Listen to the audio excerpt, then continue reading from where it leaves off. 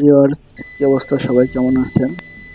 তো ইউপিএসটির প্রবলেম হচ্ছে সুইচে প্রেস করলে ইউপিএসটি অন হয় না।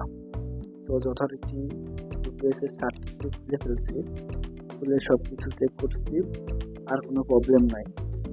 এখন যদি আমরা এই সুইচের চেঞ্জ করে দিই তাহলে মোটামুটি ওকে হয়ে যাবে।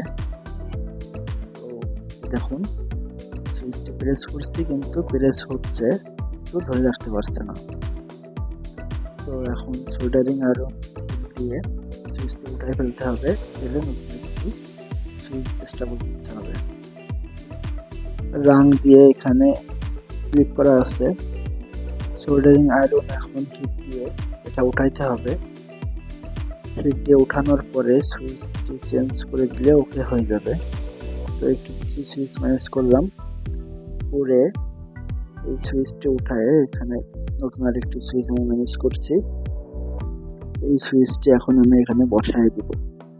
এই সুইচটি এখানে আমি আবার সোল্ডারিং আয়রন দিয়ে সবকিছু দেখে চেক করে আবার বসায় দিলাম। তো এখন দেখুন এই সুইচটি ওকে আছে। তো আবার সেট করে ইউপিএসটি রেডি করে ফেলছি। এখন দেখুন ইউপিএস এর এক প্রেস করলেই ইউপিএসটি অন হয়ে যাচ্ছে। তো এখন থেকে আর এই প্রবলেমটা হবে না।